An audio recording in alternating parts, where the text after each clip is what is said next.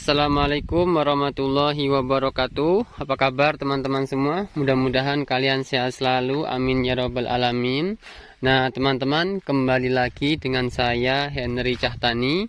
Bagi teman-teman yang belum like and subscribe video saya, silahkan like and subscribe terlebih dahulu agar teman-teman tidak ketinggalan video terbaru dari saya. Nah teman-teman, di siang menjelang sore ini, tepatnya tanggal 5 Maret 2021 ya, saya berada di sawah. Nah ini kebetulan ada sawah punya teman saya, kawan-kawan. Nah ini yang roboh ya. Nah ini roboh, di sana juga ada yang roboh, kawan-kawan.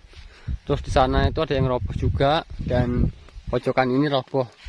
Nah jadi pada kali ini saya ingin berbagi ya kepada teman-teman semua tentang bagaimana sih cara mengatasi ya tanaman padi agar tidak mudah roboh ketika dia sudah keluar malai, kawan-kawan. Karena kalau misalnya tanaman padi kita ya sudah keluar malai, misalnya seperti ini, sudah keluar malai seperti ini, terus dia mengalami roboh atau ambruk ya, baik itu terkena angin ataupun tidak, maka bisa dibilang petani itu bisa mengalami kerugian yaitu 20 sampai 50 bahkan sampai 95% kawan-kawan, kalau misalnya robohnya fatal ya, kawan-kawan. Nah jadi ada beberapa solusi yang harus petani ya lakukan ya agar tanaman padi itu tidak mudah roboh ya, kawan-kawan. Nah yang pertama ya, dari awal semenjak tanam di fase vegetatif atau fase-fase pertumbuhan peranakan itu harus diberikan yaitu kandungan KCl ya, kawan-kawan.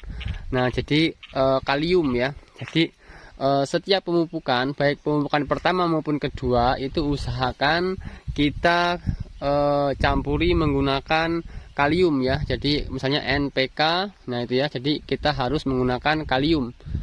Nah untuk unsur hara ya secara makronya.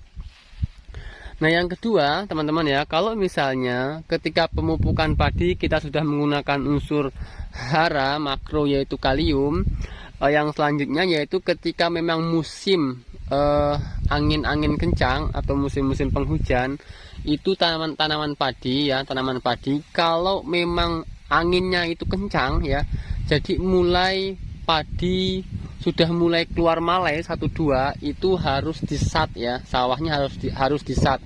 Itu kalau misalnya angin terlalu kencang ya, misalnya cuaca kurang mendukung. Nah kalau misalnya cuaca standar akan tetapi jenis padinya itu mudah roboh, itu kita lakukan pengesatan atau pengurasan air yaitu di kisaran tanaman padi ketika sudah keluar malai semuanya ya, dan pasca penyerbukan ya. Jadi setelah penyerbukan ya, padi sudah keluar malai semuanya, setelah penyerbukan itu sawahnya itu disat, kawan-kawan.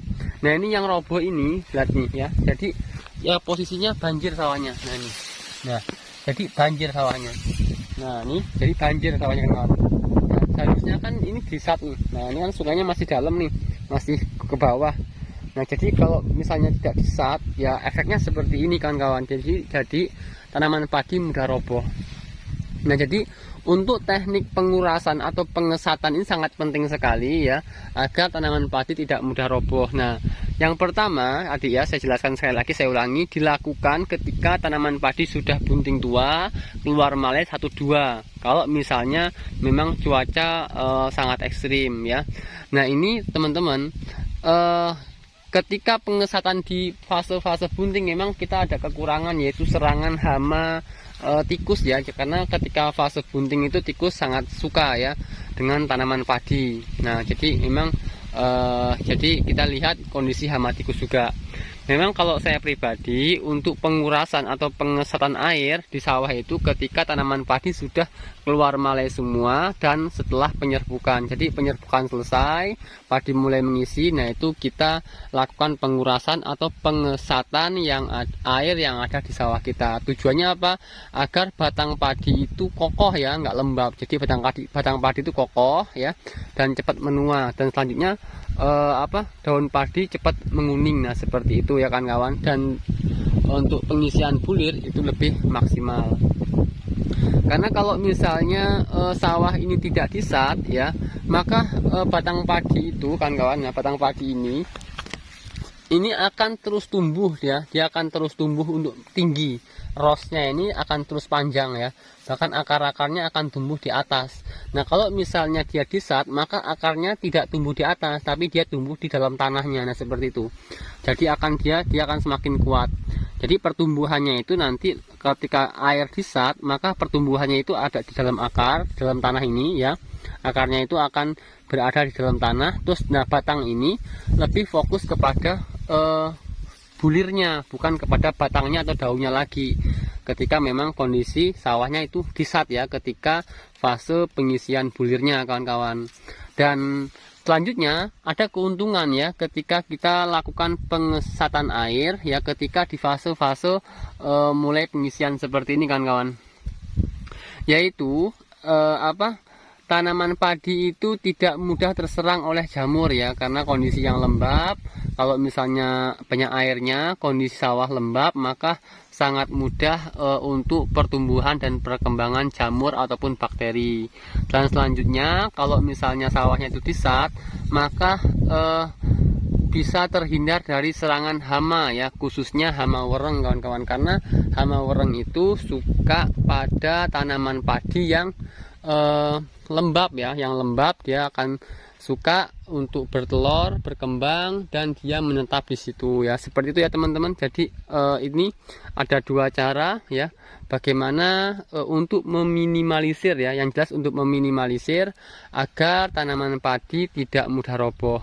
Nah ataupun kalau misalnya memang cuaca sangat ekstrim, misalnya banjir atau angin ya, memang itu sudah tidak bisa diatasi lagi kawan-kawan. Yang jelas kita hanya berusaha semampu kita ya, berdasarkan pengalaman, terus uji coba di lapangan, sehingga kita menemukan metode-metode yang terbaik. Nah seperti itu ya teman-teman. Jadi itu salah satu manfaat kalau misalnya sawah dikeringkan ya. Oke ya, jadi tanaman padi tidak mudah roboh. Jadi pakai dua cara ini, mudah-mudahan insya Allah berhasil kawan-kawan.